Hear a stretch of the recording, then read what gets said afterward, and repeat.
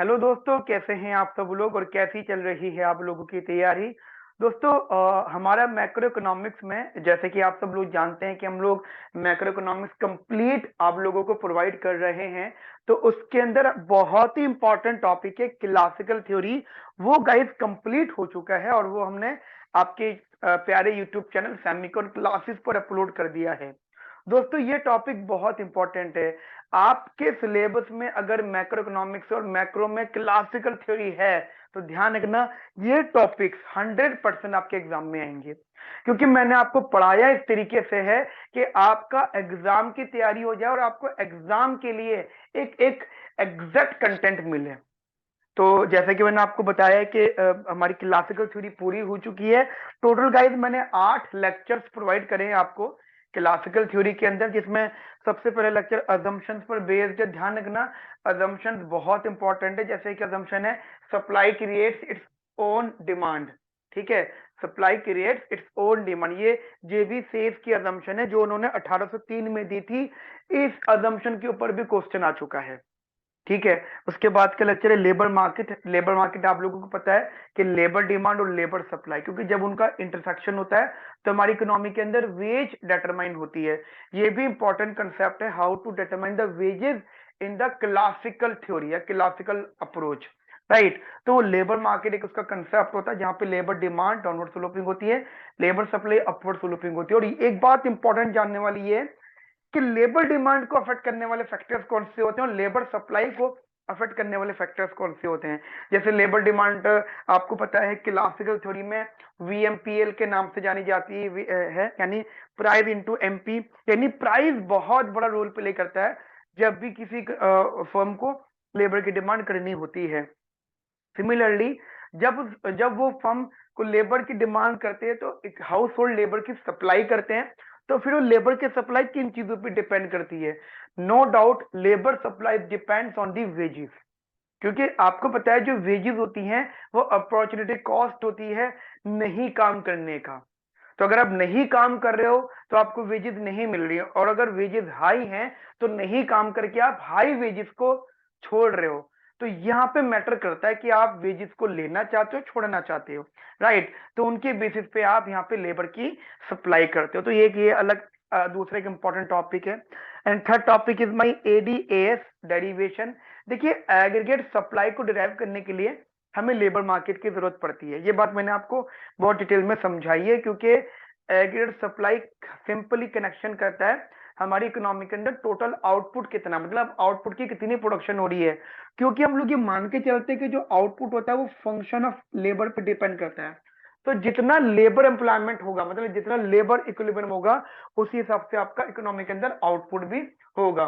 और अगर लेबर में कुछ बदलाव नहीं आ रहा, इसका मतलब आउटपुट के अंदर भी कोई भी बदलाव नहीं आएगा, या बदलाव आएगा तो फिर वो भी लेबर की वजह से आएगा।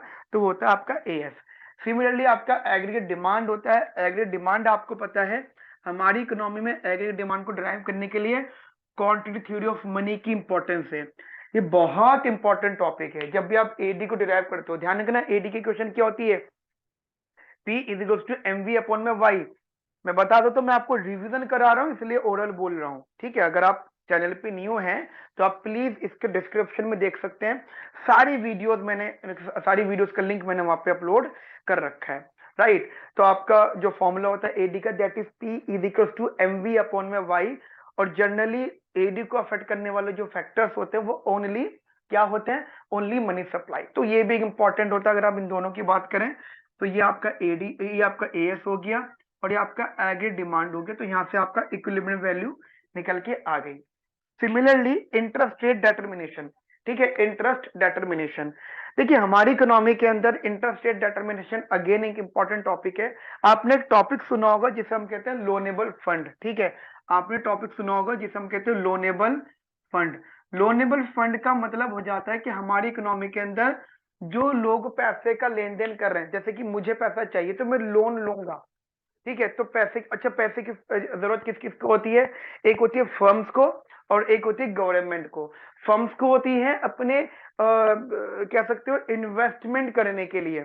ठीक है, अपने इन्वेस्टमेंट पर्पस को मेंटेन करने के लिए, और गवर्नमेंट को चाहिए होती है अपने डेफिसिट्स को खत्म करने के लिए, ठीक है, क्योंकि गवर्नमेंट को अपने एक्सपेंडिचर्स के लिए चाहिए होता है, और एक्सपेंडिचर करते हैं तो डेफिसिट भी होगा, तो डेफिसिट के लिए फाइनेंसिंग करते हैं जो लोगों से पैसा लेते हैं। तो दोनों ही अगर डिमांड बढ़ाते हैं तो लोनेबल फंड डिमांड बढ़ता है, जिसकी वजह से फंड की वैल्यू बढ़ती है, तो इंटरेस्ट रेट बढ़ जाता है, राइट। अच्छा एक चीज बताओ, फंड की सप्लाई कौन करता है? कौन करता है फंड की सप्लाई? कौन होते हैं जो पैसे की सप्लाई करते हैं? House hold. जो हाउस होल्ड होते हैं वो मेन सप्लायर होते हैं फंड के पैसे, क्योंकि एक्चुअली वही, क्योंकि जो इन्वेस्टमेंट होता है वो सेविंग्स होती है, और जो सेविंग्स होती है वो लोगों की इनकम का पार्ट होता है। तो अगर लोग सेव करते हैं तो इसका मतलब वो ऑटोमेटिकली इन्वेस्ट कर रहे हैं, और जो इन्वेस्ट कर रहे हैं तो अपने आप मार्केट में वो फंड की सप्लाई हो रही है। तो वो फंड की सप्लाई या लोगों का जो इन्वेस्टमेंट है किस चीज पे डिपेंड कर रहा है? रेट ऑफ इंटरेस्ट पर। तो टेक्निकली लोनेबल फंड में आप डायग्रामेटिकली बात कर सकते हो यहाँ पे, दैट इज, ये हो गया downward sloping loanable fund demand, ये हो गया लोनेबल फंड सप्लाई, ठीक है। तो इनका जो भी इंटरसेक्शन निकल के आएगा that is known as R star, और जो इक्विलिब्रियम आएगा that is loanable fund equilibrium, right. तो ये होता है इंटरेस्ट रेट डिटर्मिनेशन, जो कि आपके एग्जाम पॉइंट ऑफ व्यू से बहुत बहुत ज्यादा इंपॉर्टेंट है, बहुत ही ज्यादा इंपॉर्टेंट है ये, ठीक है गाइस। तो ये बहुत ही ज्यादा आपके एग्जाम पॉइंट ऑफ व्यू से इंपॉर्टेंट है। एंड आफ्टर दैट फिर है impact of monetary policy and physical policy. देखिए मॉनेटरी पॉलिसी फिजिकल पॉलिसी का मतलब क्या होता है?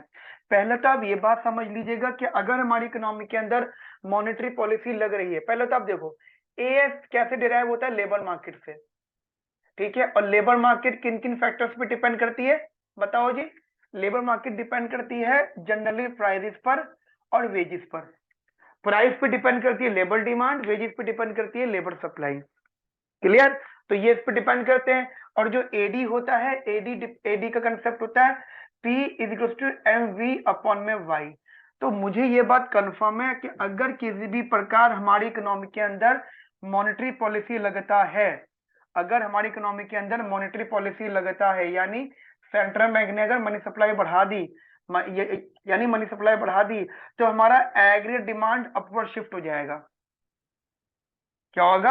हमारा एग्री डिमांड अपवर्ड शिफ्ट हो जाएगा, और अगर वो अपवर्ड शिफ्ट होगा तो ध्यान रखना, क्योंकि हमारा एएस वर्टिकल है, क्योंकि हम लोग एक फुल एम्प्लॉयमेंट में हैं, तो इसका फाइनल रिजल्ट जो निकल के आएगा वो यही आएगा कि हमारा प्राइस बढ़ जाएगा। That's the very important concept के मनी सप्लाई का जो रिलेशनशिप है वो सीधे सीधे प्राइस के साथ है। क्यों? क्योंकि वेलोसिटी, इनकम वेलोसिटी को हम कांस्टेंट मानते हैं, और आउटपुट को भी हम कांस्टेंट मानते हैं, क्योंकि हम लोग फुल एम्प्लॉयमेंट पर हैं। यदि मनी सप्लाई बढ़ता है तो इसका इंपैक्ट सीधे सीधे प्राइस पे पड़ेगा। इसी चीज को हम बोलते हैं that mean what? Neutrality of money. Money का आउटपुट पे कोई इंपैक्ट नहीं पड़ेगा, न्यूट्रलिटी ऑफ मनी, ठीक है। Money money has no impact on the output, clear. तो एक ये हमारा कंसेप्ट है इंपैक्ट ऑफ मॉनेटरी पॉलिसी। तो मॉनेटरी पॉलिसी से आपका प्राइस बढ़ रहा है but the output remain same. But when we talk about the fiscal policy, सबसे पहले मैं आपको बताना चाहता हूं फिस्कल पॉलिसी से इकोनॉमी पे तो इंपैक्ट डेफिनेटली पड़ेगा, मैं इसको मना नहीं कर रहा हूं, इंपैक्ट तो पड़ेगा पड़ेगा, लेकिन फिस्कल पॉलिसी की वजह से हमारी इकोनॉमी में जो भी हम डिस्कशन कर रहे हैं, ना तो एएस पे इंपैक्ट पड़ेगा ना एडी पे इंपैक्ट पड़ेगा। अब देख लो, खुद देख लो, एएस को डिराइव करने के लिए लेबर मार्केट की जरूरत है, और लेबर मार्केट में जो मेन फैक्टर्स होते हैं वो प्राइस एंड वेजेस होता है, गवर्नमेंट का कोई इन्वॉल्वमेंट नहीं है। सिमिलरली एडी को डिराइव करने के लिए मनी सप्लाई बहुत बड़ा रोल प्ले करता है, वेलोसिटी और इनकम कांस्टेंट होता है, तो गवर्नमेंट का यहाँ भी रोल नहीं है। तो ये तो बात कंफर्म है कि फिस्कल पॉलिसी की वजह से एडीएस में कोई बदलाव नहीं आएगा, बट हाँ उससे हमारा लोनेबल फंड डिमांड जरूर चेंज होगा। मान लीजिए मेरा लोनेबल फंड डिमांड है, अगर फिस्कल पॉलिसी लगती है, फिस्कल पॉलिसी का मतलब क्या होता है? गवर्नमेंट का खर्चा बढ़ना। अब ऐसा समझ लो, जैसे मैं आपको यहाँ बता दूं ऐसे एग्जाम्पल, ये तो बात समझ में आ गई कि इसका एडीएस पे कोई इम्पैक्ट नहीं पड़ेगा, लेकिन कहीं ना कहीं तो इम्पैक्ट पड़ेगा। मान लीजिए गवर्नमेंट ने अपना खर्चा बढ़ा दिया, ठीक है, तो गवर्नमेंट का जैसे जी बढ़ गया, तो जी बढ़ते government needs fund demand, government को फंड की जरूरत पड़ी तो लोनेबल फंड डिमांड बढ़ जाएगा, क्योंकि गवर्नमेंट अगर खर्चा बढ़ाती है तो गवर्नमेंट को पैसे की जरूरत है, क्योंकि गवर्नमेंट के पास ऑलरेडी डेफिसिट में, गवर्नमेंट का कोई भी खर्चा करती है तो उसका डेफिसिट होता जाता है, तो डेफिसिट को फाइनेंस कर रही है, उसको मेंटेन कर रही है, ठीक है, पैसे को। तो लोनेबल फंड डिमांड बढ़ती, it will shift to up. जैसे कि अगर आपके सामने डायग्राम है, ये लोनेबल फंड है, ये रेट ऑफ इंटरेस्ट है, ये लोनेबल फंड डिमांड है, ये लोनेबल फंड सप्लाई है, ठीक है, ये आपका इक्विलिब्रियम है, ये आर स्टार, ये एल एफ स्टार, तो ये इधर शिफ्ट हो जाएगा, ठीक है बेटा। तो ये इधर की तरफ शिफ्ट हो गया, तो आफ्टर दैट इम्पैक्ट जो पड़ा कहाँ पड़ा, लोनेबल फंड मार्केट में। कहाँ पड़ा, लोनेबल फंड मार्केट में। और ठीक है, यहाँ पे इक्विलिब्रियम आपका यहाँ पर आ गया, तो जैसे इंक्रीमेंट हुआ, आपका इंटरेस्ट रेट इंक्रीज हो गया। क्यों, अब आप सोचोगे क्यों इंटरेस्ट रेट क्यों बढ़ रहा है, इंटरेस्ट रेट इस वजह से बढ़ रहा है क्योंकि यहाँ पे फंड की डिमांड बढ़ रही है, पैसे की डिमांड बढ़ रही है। तो कभी भी किसी चीज की डिमांड बढ़ती है तो उसका प्राइस बढ़ता है, और यहाँ पे फंड का प्राइस क्या है, रेट ऑफ इंटरेस्ट। ये भी एक इंपॉर्टेंट टॉपिक है कि why the rate of interest has increase when the government wants to expand more in the economy. अगर गवर्नमेंट ये चाहती है कि इकोनॉमी में हम खर्चा ज्यादा करें, तो उसकी वजह से मार्केट का रेट ऑफ इंटरेस्ट क्यों बढ़ता है, तो उसका रीजन यही होता है कि व्हेन गवर्नमेंट नीड्स मनी और fund, then the government has the only source is the household। Government के पास हाउस होल्ड ही इकलौता सोर्स है फाइनेंसिंग करने के लिए, पैसा उधार लेने के लिए। तो जब गवर्नमेंट लोगों से पैसा लेती है तो ऑटोमेटिकली फंड की डिमांड बढ़ जाती है, तो रेट ऑफ इंटरेस्ट बढ़ेगा ही बढ़ेगा, क्योंकि हमें मतलब नहीं हम किसे दे रहे हैं, फर्म को दे रहे हैं तब भी हमें रेट ऑफ इंटरेस्ट मिलना है, गवर्नमेंट को दे रहे हैं तब भी हमें रेट ऑफ इंटरेस्ट मिलना है। अगर मैं आपको आज इसका प्रैक्टिकल एग्जाम्पल देता हूं तो L I C is the best example. L I C है ना, एल आई सी आप लोगों ने सबने सुना होगा, जीवन बीमा, ये सरकारी है। एल आई सी गवर्नमेंट, ये गवर्नमेंट क्या करती है, हमसे उधार ले रही है, और हम खुद ही खुद पैसा दे रहे हैं एल आई सी में। जो गवर्नमेंट कह रही है कि आज हमें पैसा दे दो, और एक टाइम बाद 10 साल बाद, 20 साल बाद, 30 साल बाद, जो भी आपका टेन्योर आप मान के चलोगे, इतना सालों बाद अब हमसे पैसा ले लेना। तो गवर्नमेंट जो है हमसे आज पैसा लेकर हमें कुछ साल बाद पैसा देगी, ऑब्वियस सी बात है, बढ़ा के देगी, ठीक है। लेकिन आज और तब में फर्क था, आज हमारा एक फिक्स अमाउंट आएगा, रिटर्न नहीं आ रहा, रिटर्न आफ्टर सम टाइम आएगा। बट ये जो मैं एग्जांपल की बात कर रहा हूं यहाँ पर, ये एग्जांपल मान के चलो, ये मार्केट रिटर्न की तरह होगा। जैसे गवर्नमेंट एक इंडिविजुअल की तरह बात कर रही है कि मुझे पैसा दो, मैं आपको हर महीने रिटर्न दूंगा ही दूंगी, ठीक है। तो ये इस तरीके की अब माइंड में जो है चीजों को रखना। आफ्टर दैट हमारा quantity theory of money, one of the important topic in सब में। यदि कोई सबसे इंपॉर्टेंट टॉपिक है तो वो ये है, इस पे मैंने 2 वीडियोस आपको प्रोवाइड करी है, ठीक है, लेक्चर 6 एंड लेक्चर 7। मतलब ये तो वैसे मैंने गिनती तो 7 तक रखी है, लेकिन इस पर दो वीडियोस है, ठीक है, पार्ट 1 और part 2। Quantity theory of money, ध्यान रखना, क्वांटिटी थ्योरी ऑफ मनी इस वजह से इंपॉर्टेंट है क्योंकि इस थ्योरी ने मनी का कंसेप्ट पूरा अलग तरीके से जो है प्रेजेंट करा था। सबसे पहले इकोनॉमिक्स जो थे क्वांटिटी थ्योरी ऑफ मनी का डिस्कशन करने वाले या थ्योरी ऑफ मनी की बात करने वाले, वो थे डेविड ह्यूम, ठीक है। एंड उसके बाद में जो बहुत डिटेल डिस्कशंस किए गए वो एडविन फिशर की साइड से किए गए, थोड़ा सा मॉडिफाई करा उन्होंने। एंड फाइनली मिल्टन फ्रीडमैन ने तो एंड ही कर दिया था, इस थ्योरी को बदल दिया था, ठीक है। वो हम आगे चल के डिस्कस करेंगे। मिल्टन फ्रीडमैन की थ्योरी हमारी क्लासिकल, प्योर क्लासिकल का पार्ट नहीं है, उनका नया क्लासिकल का पार्ट है, ठीक है। यहां तक मेरी बात आपको समझ में आ गई, तो ये बेसिक सी बातें हैं जो आप लोगों को अपने माइंड में रखनी है। And after that the great depression, great depression के साथ ग्रेट वर्ड जुड़ा हुआ है, तो सोचो कितना ग्रेट होगा ये टॉपिक, ठीक है।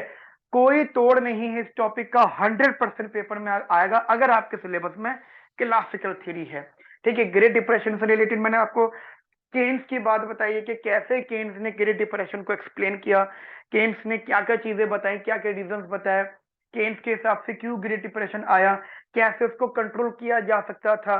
क्योंकि केन्स आपके यूएस इकोनॉमिक्स थे, तो केन्स की वजह से यूएस को क्या फायदा हुआ, बिल्कुल फायदा हुआ। सबसे पहली कंट्री जो उभरी थी, सबसे पहली कंट्री जो ग्रेट डिप्रेशन से मतलब उभर के अलग हुई थी, वो यूएस थी इन 1934। टेक्निकली ग्रेट डिप्रेशन का इम्पैक्ट तो 10 साल तक रहा। एक रिपोर्ट के अकॉर्डिंगली 1929 से लेकर 1939 तक ग्रेट डिप्रेशन का इम्पैक्ट रहा। बट 1934 में, 1934 में यूएस ने, अमेरिका ने अपने एक पॉलिसी अडॉप्ट करी थी जिसका नाम था न्यू डील पॉलिसी। जो कि केन्स ने ही सजेस्ट करी थी। ठीक है, उनका मतलब ये था कि आप मॉनेटरी पॉलिसी पे फोकस करो, ठीक है, और साथ साथ फिस्कल पॉलिसी यानी गवर्नमेंट को स्ट्रांग करो। मॉनेटरी पॉलिसी, क्योंकि केन्स का मानना था कि मॉनेटरी पॉलिसी अकेली, कभी भी अकेला मॉनेटरी पॉलिसी ग्रेट डिप्रेशन जैसे चीजों को नहीं खत्म कर सकता। ठीक है, इसमें फिस्कल पॉलिसी का भी बहुत ही बड़ा रोल होना चाहिए।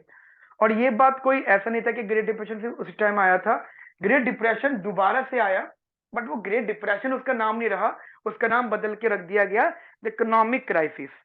ठीक है, 2007 में आया था, जिसके बारे में ऑलरेडी रघुराम राजन सर बता चुके थे, जिसकी वजह से वो फेमस हुए, उनको आरबीआई गवर्नर भी बनाया गया, ये सब चीजें। ठीक है, तो ग्रेट डिप्रेशन अपने आप में एक बहुत ज्यादा इंपॉर्टेंट टॉपिक है। तो दोस्तों, मैंने आपसे अभी ये शॉर्ट में रिवीजन करा कंप्लीट क्लासिकल थ्योरी का। और देखिए, मेरा ऑब्जेक्टिव बस यही है कि आपको सही जानकारी देना, सही नॉलेज प्रोवाइड करना, और उसके लिए मुझे काफी रिसर्च करनी पड़ती है। बस मैं आप लोगों से यही विनती करना चाहूंगा कि अच्छे से पढ़ते रहिए, ठीक है, बढ़िया से पढ़िए, और जितनी चीजें मैं आपको बताता हूँ, लिखवाता हूँ, उनको बहुत अच्छे से नोट करिएगा अपनी कॉपी में। और जरूर जरूर आप हमारे चैनल को सब्सक्राइब करिए, लाइक करिए, शेयर करिए, और कमेंट तो 100% करिए, क्योंकि आपके कमेंट, क्योंकि मैंने ये ग्रेट डिप्रेशन का टॉपिक पहले नहीं करवा रहा था, बट एक स्टूडेंट ने कमेंट किया कि सर ग्रेट डिप्रेशन भी आप डिस्कस करेंगे, तो मुझे करना नहीं था या अभी नहीं करना था, बट उसने बोला, तो मैंने सोचा चलो कर देता है। तो एक बच्चे की रिक्वेस्ट मैंने ग्रेट डिप्रेशन जैसा टॉपिक डिस्कस किया।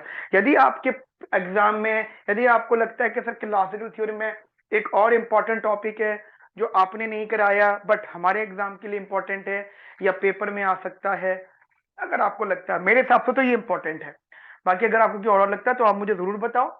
ठीक है, समय लूंगा 1-2 दिन का, वो वीडियो भी मैं आप लोगों को प्रोवाइड कर दूंगा। ठीक है, तो ये क्लासिकल थ्योरी है कंप्लीट, ध्यान से पढ़िएगा। Have a nice day, thank you, bye bye, take care.